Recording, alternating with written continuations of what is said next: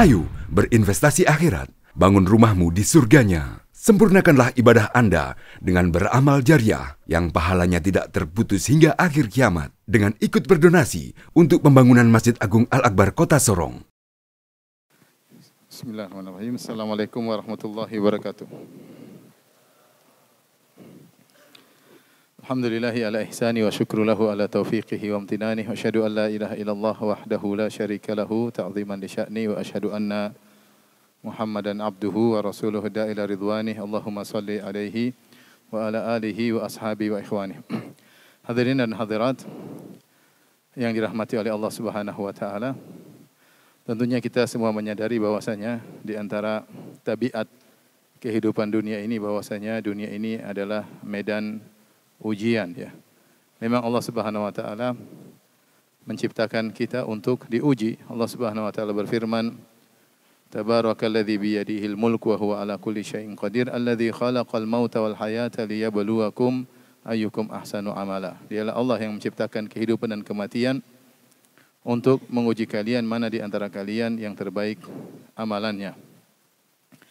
Dan Allah Subhanahu wa taala telah mengabarkan demikianlah kehidupan dihadapi dengan kepayahan. Laqad khalaqnal insana fi kabad.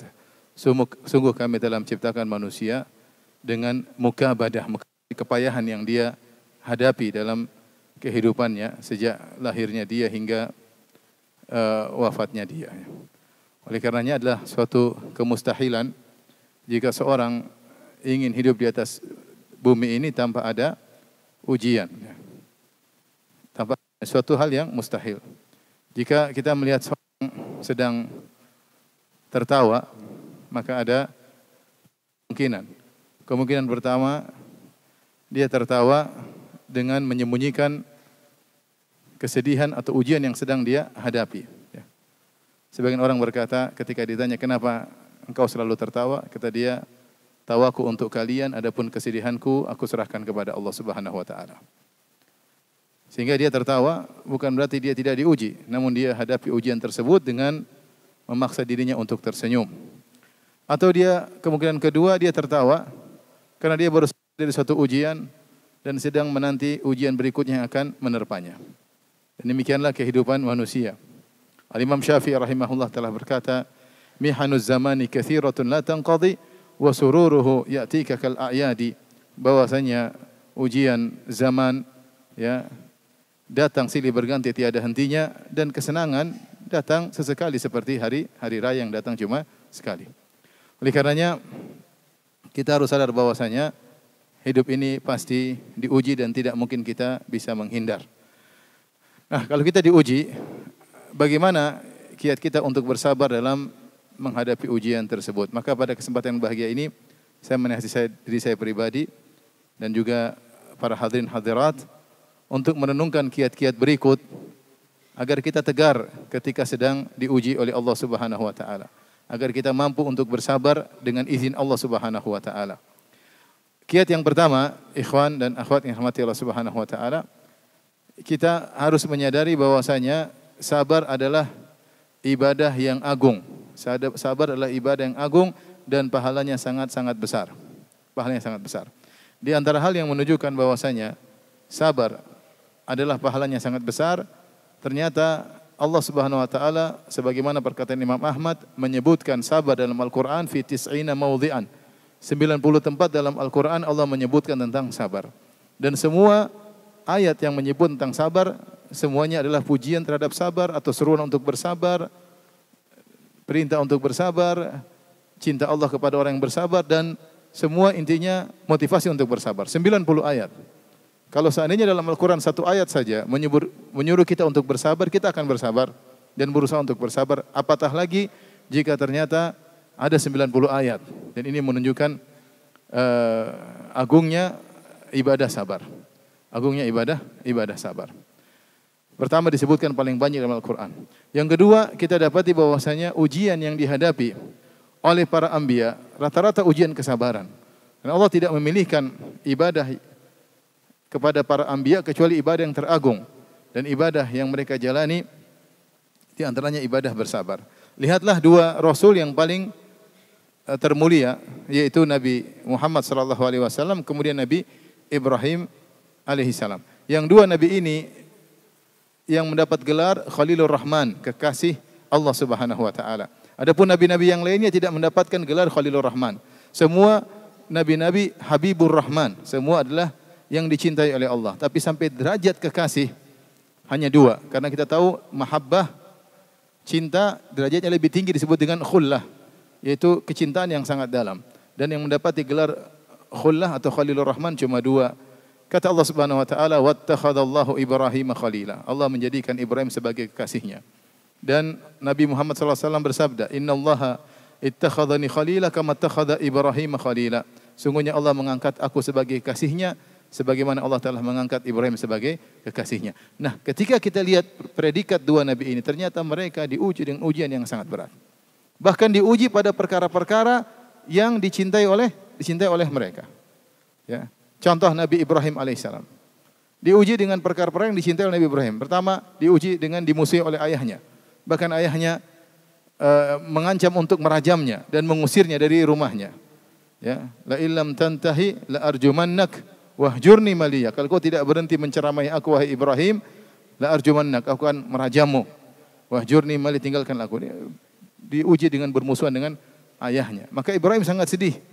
Dan dia pergi dengan mengatakan, "Salamun alaik sa'astaghfiru laka rabbi." Aku akan mohon ampunan buat engkau wahai ayahanda. Kemudian dia pergi meninggalkan ayahnya. Diuji dengan harus pergi dari kampung halamannya. Kata Nabi Ibrahim, ya, "Inni muhajirun ila rabbi." Aku akan berhijrah menuju Rabbku. Dia meninggalkan negeri kampung halamannya. Dan kita tahu meninggalkan, diusir dari kampung halaman adalah ujian tersendiri. Siapa sih yang tidak cinta sama kampung halamannya? Kemudian diuji dengan dimusuhi oleh seluruh penduduk negeri. Semua penduduk negeri memusuhi dia. Ya, semua penduduk negeri memusuhi dia, bahkan bersepakat untuk membakarnya. Mereka berkata, "Harriquh wansuru alihatakum." Bakarlah si Ibrahim dan tolonglah berhala-berhala kalian. Kemudian diuji ketika dia harus berhijrah meninggalkan negerinya, kemudian dia menikah dengan seorang wanita yang salehah namanya Sarah. Kemudian padahal Nabi Ibrahim sudah berdoa, "Rabbi habli minas salihin." Ya Allah, anugerahkan kepadaku anak yang saleh. Ternyata dia menikah dengan Sarah puluhan tahun tidak dianugerahi anak sama sekali. Dan ini ujian tersendiri. Bagaimana seorang rindu untuk memiliki anak sementara tetangganya, orang sekitarnya sudah pada punya anak. Ibrahim alaihissalam puluhan tahun tidak punya anak. Beliau baru dianugerahi anak setelah usia 80 tahun. Yaitu setelah puluhan tahun beliau menikah. Kemudian beliau menikah dengan Hajar, akhirnya dianugerahi anak namanya Ismail. Setelah itu beliau diuji, harus berpisah dengan istri yang beliau cintai Hajar dan harus berpisah dengan anak yang dia cintai Ismail. Anak satu yang dia sudah nantikan puluhan tahun, dia harus meninggalkannya. Dibawalah istrinya Hajar dan anaknya Ismail ke negeri Mekah di Hijaz yang jaraknya dari negeri Syam sampai Mekah kira-kira 1000 sekian ratus kilo. Dia harus berpisah dari istri yang dia cintai dan dia harus berpisah dari anak yang sangat dia cintai. Makanya ketika Hajar bertanya kepada Ibrahim, "Allahu amaraka bihadza." Wahai Ibrahim, apakah Allah yang perintahkan engkau meninggalkan kami di lembah yang gersang seperti ini? Kata Ibrahim, "Na'am, benar." Maka dia pun meninggalkan anak istrinya dengan penuh kesedihan. Ketika anak istrinya tidak melihat beliau, maka beliau pun balik menghadap arah Ka'bah. Kemudian beliau mengangkat kedua tangannya, kemudian berdoa kepada Allah untuk anaknya tersebut, sebagaimana Allah abadikan doa tersebut dalam surat Ibrahim. Ya. Kemudian di antara ujian beliau diuji dengan ketika Ismail sudah dewasa, diuji untuk menyembelih Ismail. Ya. Bayangkan, beliau diuji dengan harus menyembelih seorang anak yang sangat dia cintai, satu-satunya, tidak ada anak yang lain, dan anak tersebut sudah mencapai masa dewasa, ya.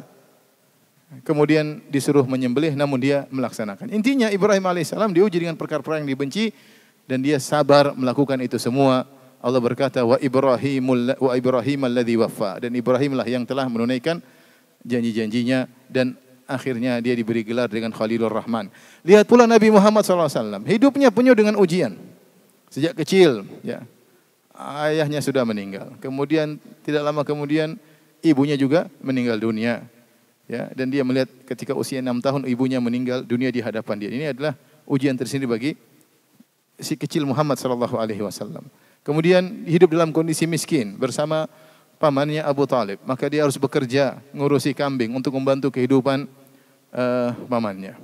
Kemudian setelah itu Allah mentakdirkan dia menikah dengan seorang wanita yang sangat dia cintai, itu Khadijah. Kemudian dia anugerahi 6 orang anak. Ya.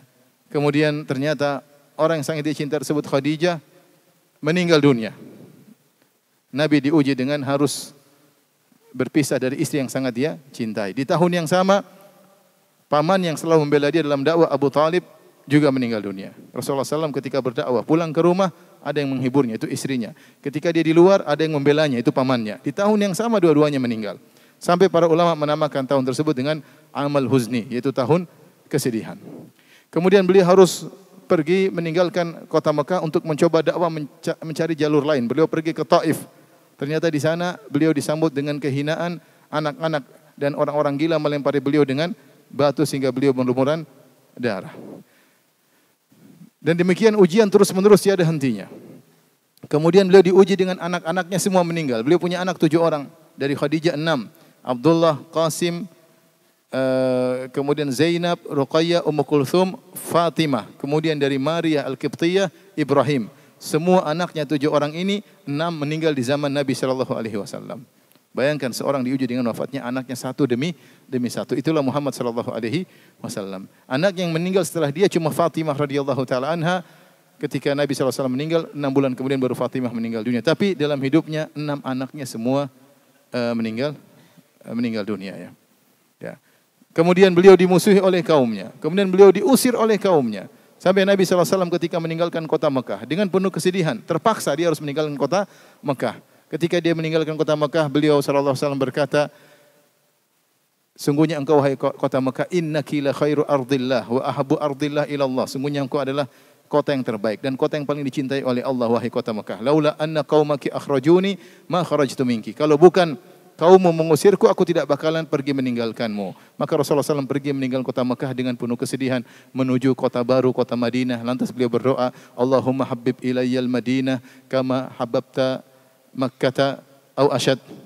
Ya Allah, jadikanlah aku mencintai kota Madinah sebagaimana engkau menjadikan aku mencintai kota Mekah atau lebih lagi daripada mencintai kota Mekah. Tapi ini ujian tersendiri, meninggalkan kampung halaman. Bayangkan meninggalkan tempat kelahirannya, meninggalkan tempat dia tumbuh dan berkembang di kota tersebut, meninggalkan nostalgia yang indah bersama istrinya Khadijah, meninggalkan rumah tempat dia tinggal bersama Khadijah. Semua harus dia jalani. Sampai di kota Madinah, kemudian diserang oleh orang-orang musyrikin, diperangi, ingin dibunuh dalam perang Badar, kemudian dalam perang Uhud, bahkan dalam perang Khandaq, seluruh orang Arab bersatu padu. Dari Quraisy 4.000 orang. Kemudian dari kabilah Ghatafan 6.000 orang. Kemudian 10.000 orang kemudian berkumpul untuk menyerang, membunuh Nabi SAW dalam peristiwa Ghazwatul Ahzab. Tetapi Allah kemudian menolong Nabi SAW. Dituduh dengan tuduhan yang tidak-tidak, dikatakan orang gila, pendusta, tukang sihir, disihir, pemutus silaturahmi yang meninggalkan adat istiadat kaumnya. Tuduhan yang macam-macam disematkan kepada Nabi SAW. Terluka Rasulullah SAW, dilempar oleh kaumnya sampai wajah beliau berlumuran darah, gigi beliau patah, ya. Dihantam bahunya oleh musuhnya. Dan demikianlah ujian silih berganti yang dialami oleh Nabi SAW. Kalau Nabi SAW ya dikata-katain, Nabi juga sedih. Allah Subhanahu wa taala berfirman, "Wa laqad na'lamu annaka yadhiqu sadruka bima yaqulun." Sungguh kami tahu dadamu sempit wahai Rasulullah akibat ucapan-ucapan mereka. Nabi manusia. Ketika dikatakan orang gila, sinting, penyihir, tersihir, Rasulullah sedih. Siapa dia? Dia adalah cucunya Abdul Muttalib. Siapa Abdul Muttalib? Penguasa kota Mekah. Nasabnya sangat mulia. Paling termulia nasabnya Muhammad SAW. Kemudian dituduh sebagai apa?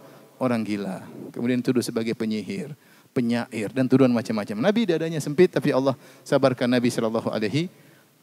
Ya.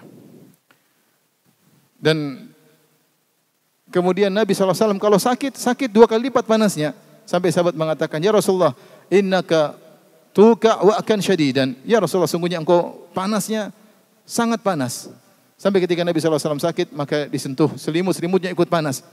Maka Rasulullah SAW mengatakan, inni u'ak kama yu'aku rajulani minkum. Aku kalau panas 2 kali lipat. Kalau kita panas mungkin 40 derajat, Nabi 80 derajat ya. 2 kali lipat daripada panas manusia biasa. Kenapa? Karena Rasulullah SAW diberikan pahala 2 kali lipat. Kemudian Rasulullah SAW diracun oleh seorang wanita Yahudiyah ketika setelah perang Khaybar. Sementara racun tersebut memberi dampak kepada Nabi SAW. Di antara sebab wafat Nabi SAW adalah bekas racun tersebut 3 tahun kemudian. Dan itu adalah karena Allah ingin memberikan pahala syahadah bagi Nabi SAW.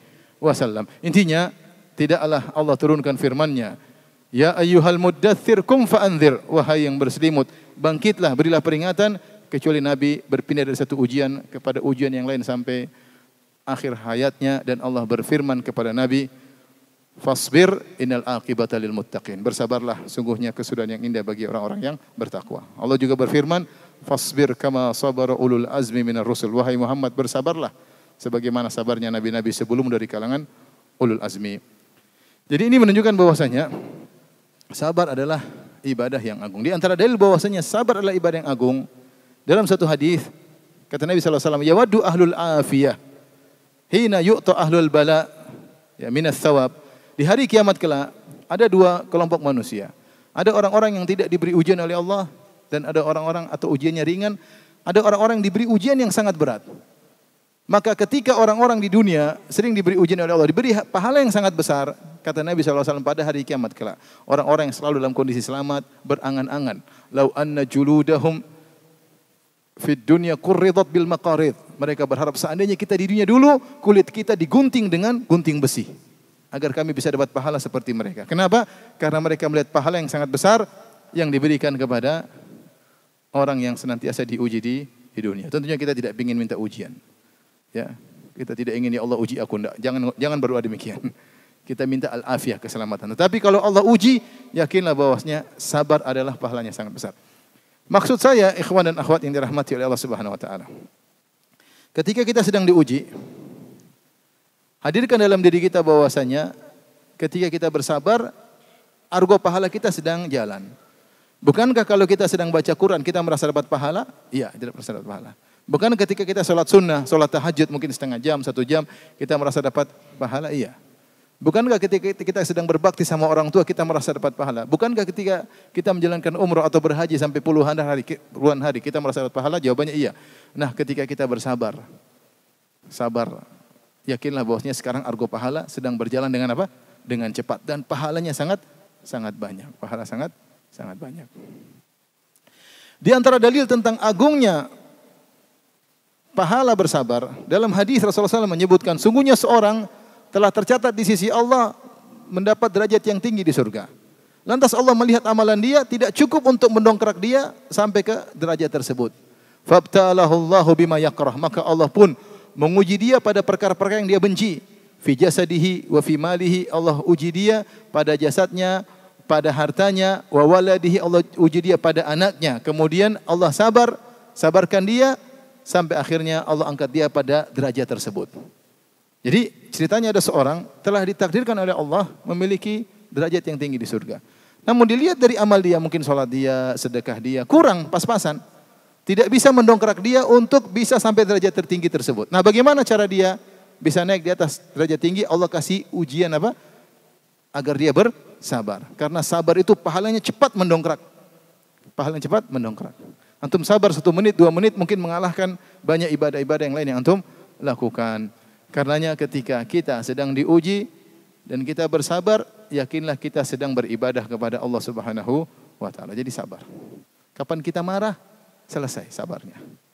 Orang bilang sabar ada batasannya. Kapan kita membatasi sabar, argo berhenti. Argo pahala berhenti. Sabar aja, sabar. Baik. Ini pertama yang menjadikan kita bersabar, kiat bersabar, kita tahu sabar ibadahnya sangat agung. Yang kedua, di antara hal yang membantu kita untuk bersabar, bahwasanya dengan Allah memberikan ujian kepada kita, Allah ingin menyempurnakan ibadah kita. Sebagian kita mungkin diberi kelapangan harta sehingga dia beribadah kepada Allah dengan ibadah syukur. Bagaimana ibadah syukur? Dia gunakan hartanya untuk sedekah, dia gunakan untuk umrah, dia gunakan untuk haji, dia gunakan untuk bangun pondok, dia gunakan untuk bangun masjid. Dia bersyukur. Dia sehat, dia sholat malam, taib, dia sudah ibadah syukur. Namun ada ibadah yang belum dia lakukan. Ibadah sabar. agar menyempurnakan sisi ibadah dia, maka Allah berikan dia ujian. Agar dia bersabar. Dan kita tahu orang yang bersabar hatinya benar-benar hancur. Ketika seorang kehilangan orang yang dia cintai. Ketika seorang kehilangan, subhanallah, dunia ini hidupnya, ya, dunia ini tidak ada yang sempurna. Apapun derajat yang telah dicapai oleh seorang, pasti kebahagiaan dicapai pasti terkontaminasi. Minimal,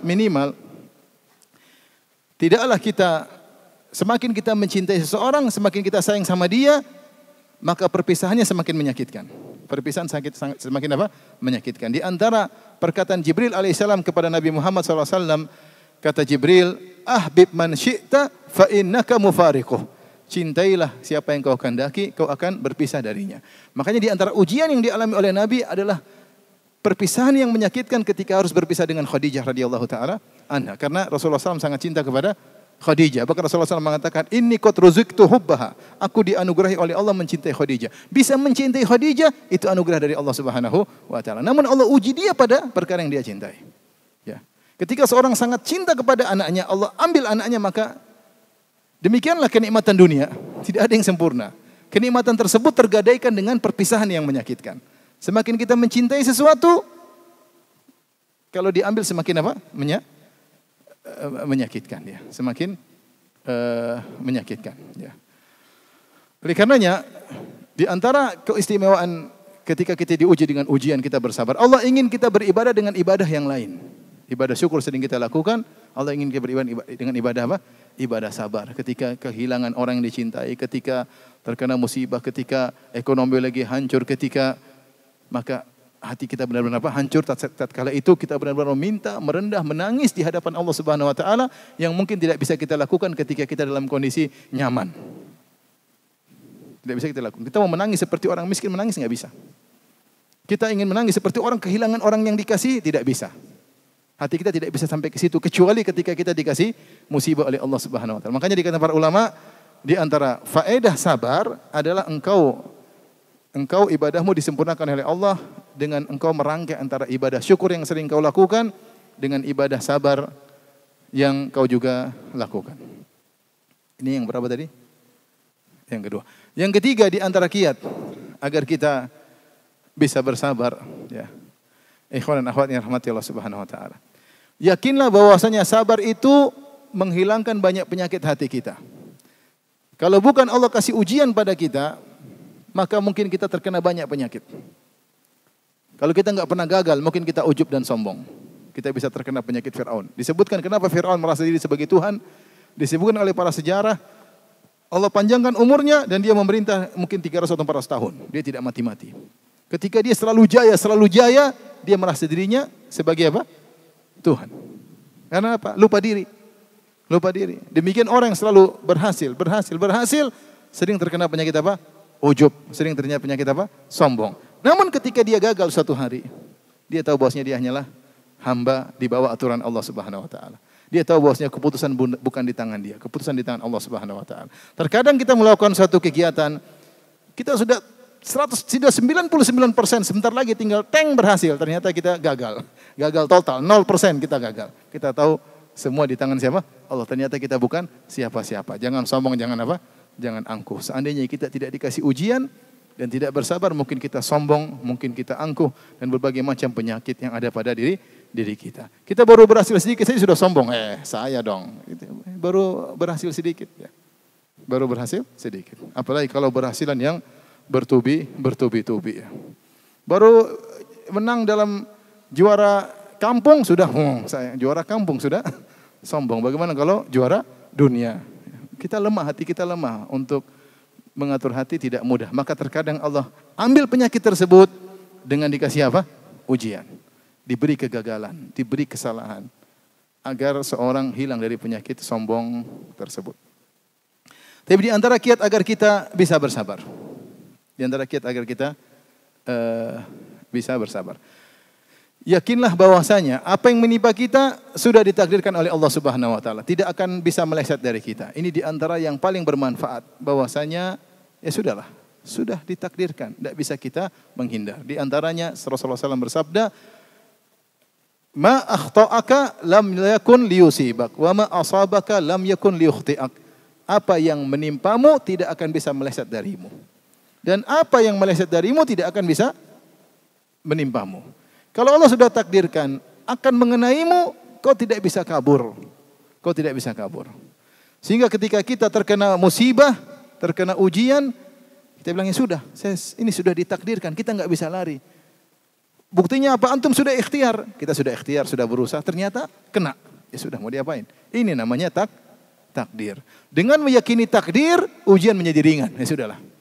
Sudah ditakdirkan oleh Allah Subhanahu wa taala. Kita pulang tahu-tahu rumah kita kecurian. Ya sudah, takdir mau diapain? Enggak bisa menghindar. Sudah ditakdirkan pada hari ini jam sekian rumah kita sudah kecurian. Kalau kita pulang ke rumah, tahu-tahu istri ngomel-ngomel. Kita bilang sudah takdir. Qadarullah. Kita bilang, wahai istriku, omelanmu ini telah tercatat 50.000 tahun sebelum Allah menciptakan langit dan bumi. Inna Allah kataba maqadira kulla syai' qabla an yakhluqas samawati wal ardi 50 alfa sanah. Sungguhnya Allah telah mencatat takdir segala sesuatu 50.000 tahun sebelum Allah menciptakan langit dan bumi. Omelanmu ini telah ditakdirkan 50.000 tahun sebelum menciptakan langit dan bumi. Jadi lega atau tidak? Dia ngomel lagi, ngamut. Ya, omelan kedua pun telah tercatat. Mau diapain? Ini nggak bisa menghindar, nggak bisa menghindar. Sudah ditakdirkan oleh Allah Subhanahu wa taala. Dengan meyakini takdir, hati menjadi lapang. Selesai. Kiat berikutnya, di antara kiat agar kita bisa bersabar. Yakinlah bahwasanya Allah Subhanahu wa taala memilihkan ujian bagi kita yang bisa kita jalankan. Yang kita bisa hadapi, yang kita bisa menghadapinya. Seandainya kita menolak musibah ini, Allah kasih musibah lain, belum tentu kita bisa menghadapinya. Belum tentu kita bisa menghadapinya. Ya akhi, sebagian orang diuji dengan maksiat, kemudian diuji dengan jabatan, diuji dengan wanita, terjerumus, terjebak, terjungkal, terjatuh. Kita diberi ujian-ujian yang alhamdulillah kita bisa hadapi. Ya sudah, nikmati, jalani ujian tersebut. Jangan kita ngamuk-ngamuk, karena seandainya kalau Allah kasih ujian lain, belum tentu kau bisa menghadapi. Ya. Allah kasih kau ujian, berarti kau tinggal sabar, jalani, insya Allah ujian tersebut lebih baik bagimu. Tapi kiat berikutnya yang keberapa? 6. Di antara hal yang bantu kita untuk bersabar, ketika kita diberi ujian dengan ujian tertentu, yakinlah ada ujian berat yang Allah hindarkan dari kita. Ya. Ada ujian yang berat yang Allah hindarkan dari kita. Alhamdulillah kita diuji dengan demikian. Seandainya kita lolos dari ujian tersebut, mungkin lebih parah. Mungkin lebih parah. Ini banyak kejadian. Ya, misalnya dia mau menikah dengan seorang akhwat, kemudian dia datang, kemudian dia nazar, akhwatnya sudah sama-sama kesemsem, sudah sama-sama cinta, tahu-tahu gagal. Sedih atau tidak? Sedih.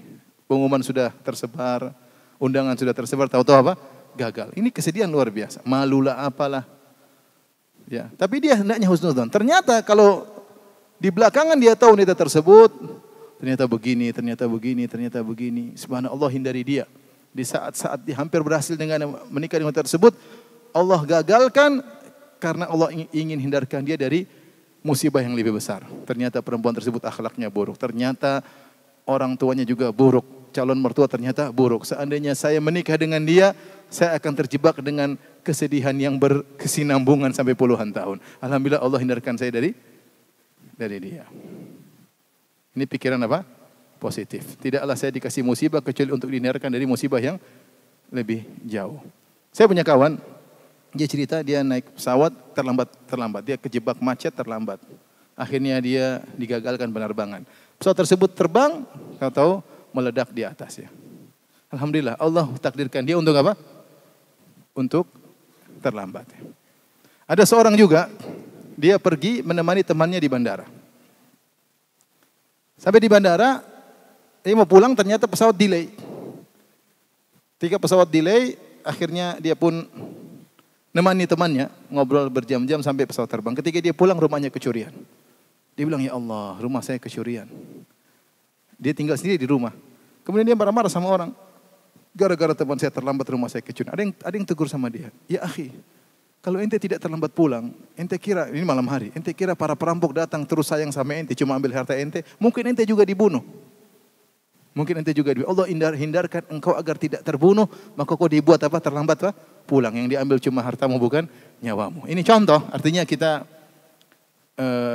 merenungkan hal tersebut. Seperti kisah seorang ketika diajak untuk berperang. Ada seorang, dia terluka atau terjatuh sehingga dia nggak bisa ikut berperang. Ketika dipanggil oleh panglima untuk berperang, perintah dari Ubaidillah bin Ziyad, dia bilang saya tidak bisa, kaki saya lagi sakit, sehingga dia akhirnya tidak disuruh karena dia terluka atau dia cacat. Ternyata dia baru sadar. Ternyata pasukan perang tersebut untuk membunuh Husain bin Ali bin Abi Thalib. Seandainya dia sehat, mungkin dia akan ikut pasukan tersebut dan akan membunuh cucu Rasulullah SAW, Husain bin Ali bin Abi Thalib. Jadi begitu, ketika kita terkena musibah, yakinlah kita ingin dihindarkan dari musibah yang lebih besar. Ini kita positive thinking. Taib. Di antara hal yang bantu kita untuk bersabar, ikhwan dan akhwat yang dirahmati oleh Allah Subhanahu wa taala. Bahwasanya kalau kita bersabar, Allah akan berikan solusi kepada kita dalam menghadapi permasalahan kita. Ini kiat yang keberapa? Kiat yang berapa?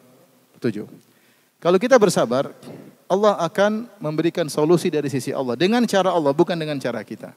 Ini faedah saya dapatkan dari perkataan Al-Alusi rahimahullah dalam kitabnya Ruhul Ma'ani. Ketika menafsirkan firman Allah Subhanahu wa taala dalam surat Al-A'raf.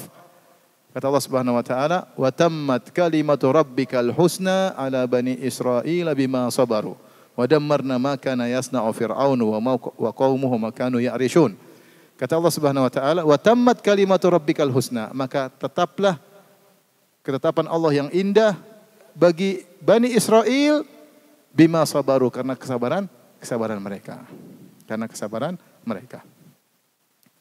Kata Al-Alusi rahimahullahu taala, Bani Israel yang dibimbing oleh Nabi Musa alaihissalam bersabar. Karena kesabaran mereka, akhirnya mereka keluar dari cengkeraman Fir'aun ratusan tahun. Mereka keluar akhirnya. Bima sabaru, karena kesabaran mereka. Kalau mereka tidak bersabar, mereka tidak akan keluar dari cengkeraman tersebut. Jadi Allah Subhanahu wa taala punya cara untuk memberi solusi dengan syarat kamu bersabar. Ini adalah faedah yang sangat bermanfaat dalam kehidupan kita sehari-hari. Kita menghadapi banyak permasalahan. Permasalahan dengan di kantor, permasalahan dalam rumah tangga, permasalahan dengan anak, permasalahan dengan tetangga. Sabar. Sabar sambil ikhtiar, tapi sabar. Jangan kita emosi.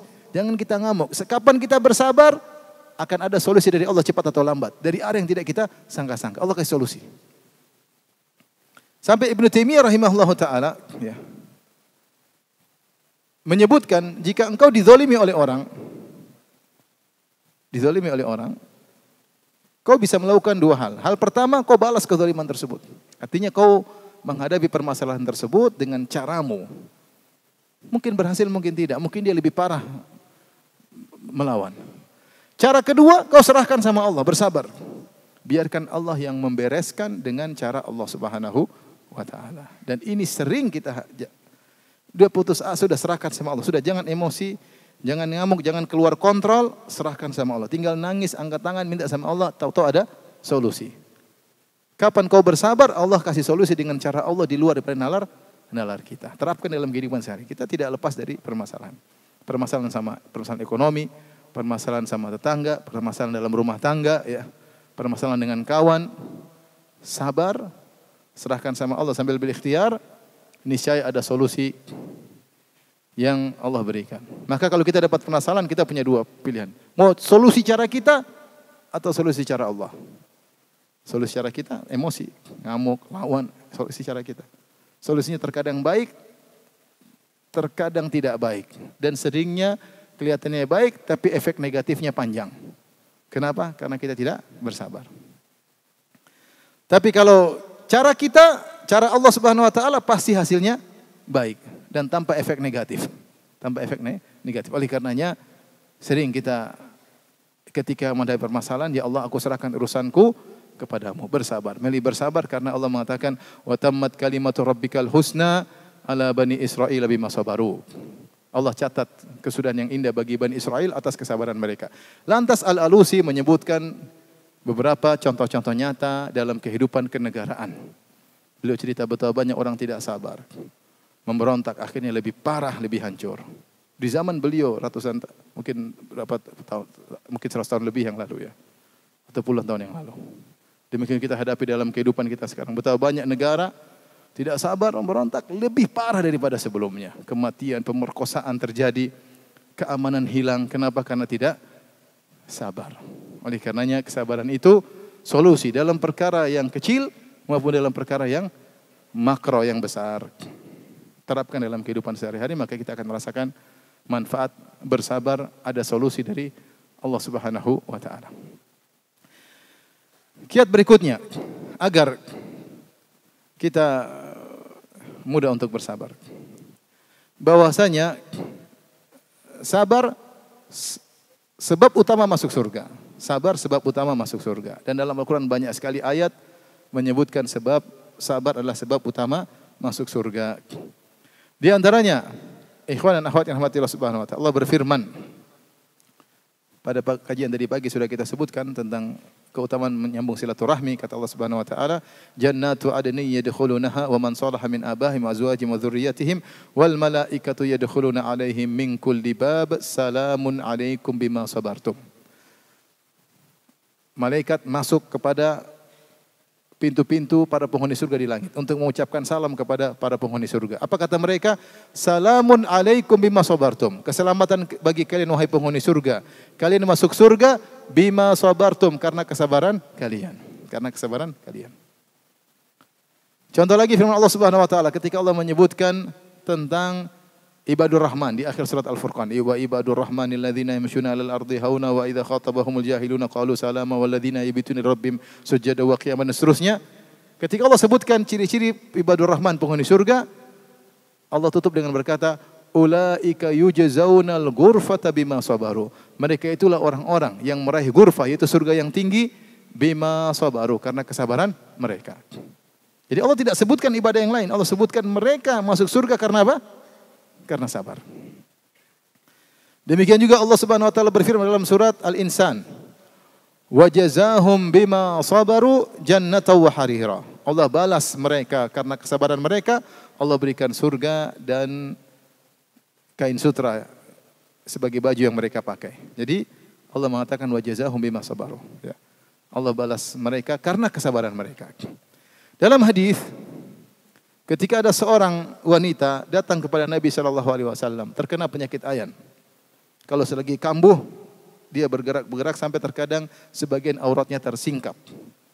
Maka dia datang, dia mengatakan, ya Rasulullah, ud'u Allah an yashfiyani. Ya Rasulullah, doakanlah agar aku disembuhkan. Kata Nabi SAW, in syi'ti, ya, da'autu laki, wa in syi'ti sabarti, walakil jannah. Kalau kau mau saya doakan engkau dan kau sembuh. Tapi kalau kau mau kau sabar, masuk surga. Kata dia, asbir ya Rasulullah, saya bersabar. Saya milih bersabar karena sabar sebab utama masuk apa? Surga. Kau mau sembuh silakan. Saya doakan kamu sembuh selesai. Tapi kalau kau sabar masuk surga. Dia mengatakan saya sabar ya Rasulullah, walakin ud'ullah alla atakasyaf. Tapi ya Rasulullah, berdoalah kepada Allah agar ketika aku terkena lagi kambuh, auratku tidak tersingkap. Maka setelah itu kalau dia lagi kambuh, auratnya tidak tersingkap, namun dia tidak sembuh dan dia sabar dengan penyakit tersebut. Ini dalil bahwasanya sabar adalah sebab utama untuk masuk surga. Ya. Taib, ikhwan dan akhwat yang rahmati Allah Subhanahu wa taala. Ya. Inilah ya mungkin terakhir saya tutup, yaitu ketika kita agar bisa bersabar, kita memuji Allah dalam ujian tersebut. Ya. Ini penting menguatkan hati kita ketika kita terkena ujian. Dan ini kita ucapkan di awal terkena ujian. Karena kesabaran yang paling top adalah kesabaran ketika awal ujian. Jadi ketika ada seorang wanita menangis di kuburan, menangisi anaknya. Rasulullah SAW datang menegur karena dia meratapi anaknya. Kata Rasulullah SAW, ya hadza, ya ittaqillaha wasbiri, wahai fulana, bertakwalah dan bersabarlah. Artinya jangan kau ratapi anakmu. Kata wanita ini, ilaika anni innaka lam tusab bi musibati. Pergi kau. Dia tanpa menoleh siapa yang negur, tapi langsung dia spontan, pergi kau. Kau tidak merasakan apa yang aku rasakan. Dan ucapannya keliru, ya enggak? Nabi merasakan apa yang dia rasakan atau tidak? Nabi 6 orang anaknya meninggal. Di antaranya Ibrahim di pangkuannya, meninggal di pangkuannya. Ketika Ibrahim itu Rasulullah rindu punya anak laki-laki. Rasulullah SAW punya anak 6 orang, 2 orang meninggal, laki-laki Abdullah dan Qasim. Setelah itu Rasulullah SAW menjadi seorang Rasul, dia punya anak perempuan semuanya. Zainab, kemudian Ruqayyah, Ummu Kulsum sama Fatimah. Kemudian Rasulullah SAW punya anak laki-laki Ibrahim. Dan Rasulullah SAW sangat sayang dengan Ibrahim. Ketika Rasulullah SAW lahir Ibrahim, Rasulullah SAW beri kabar gembira kepada para sahabat. Aku diberi anugerah oleh Allah hari ini punya anak. Sammaituhu bismi abi. Aku namakan anakku dengan nama ayahku yaitu Ibrahim. Rasulullah sayang. Namun masih di masa susuan, anaknya meninggal dunia. Dan meninggal di pangkuan Nabi SAW. Nabi sedang memangkunya, tiba-tiba dia bergerak. Kesakitan, kemudian nafasnya pun lepas, maka Nabi pun menangis. Rasulullah SAW berkata, innal aina la tadma'. Sungguhnya mata ini menangis. Wa innal qalba la yahzan. Sungguhnya hati ini apa? Bersedih. Wala naqulu illa bima yurdi rabbana. Namun kami tidak akan mengucapkan kata-kata kecuali yang mendatangkan keridhaan Rabb kami. Wa inna bi firaqika ya Ibrahim la mahzunun. Dan sungguh kami sangat bersedih dengan kepergian engkau wahai Ibrahim. Artinya Rasulullah SAW sudah diuji berulang-ulang oleh Allah. 6 kali anak-anaknya meninggal.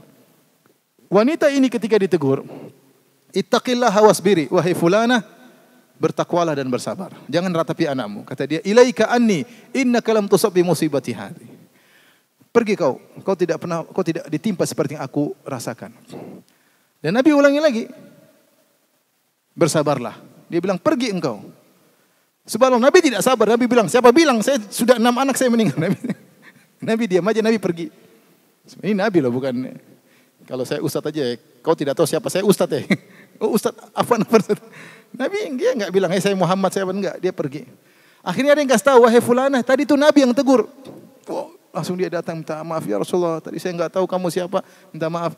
Maka Rasulullah SAW mengatakan, innama sabru inda sadamatil ula. Sungguhnya kesabaran yang sungguhnya pada hantaman yang pertama. Nah, agar kita bisa sabar pada hantaman pertama, ketika musibah bilang apa? Inna lillahi wa inna ilaihi raji'un. Semua kita milik Allah dan kita akan kembali. Saatnya ini ajalnya sudah tiba, diambil oleh Allah Subhanahu wa taala. Kita ucapkan alhamdulillah ala kulli hal. Segala puji bagi Allah atas segala keputusan. Yakinlah di balik ini ada hikmah yang tidak kita ketahui. Kemudian kita mengatakan Allahumma ajurni fi musibati hadza wa akhlif li khairan minha. Ya Allah, berilah aku pahala di balik musibah ini dan gantilah aku dengan yang lebih baik. Demikian ikhwan dan akhwat yang dirahmati Allah Subhanahu wa taala, semoga Allah menjadikan kita sebagai hamba-hambanya yang bersabar, karena orang yang bersabar dicintai oleh Allah. Wallahu yuhibbus sabirin. Allah mencintai hamba-hambanya yang bersabar. Demikian juga siapa yang bersabar, Allah bersama dia. Innallaha ma'as sabirin. Jika kita ingin Allah bersama kita, menjadi penolong kita, bersabar. Kapan kita tidak bersabar, Allah meninggalkan kita. Demikian, subhanakallah bihamdik, asyhadu an la ilaha illa anta, astaghfiruka wa atubu ilaik. Assalamualaikum warahmatullahi wabarakatuh.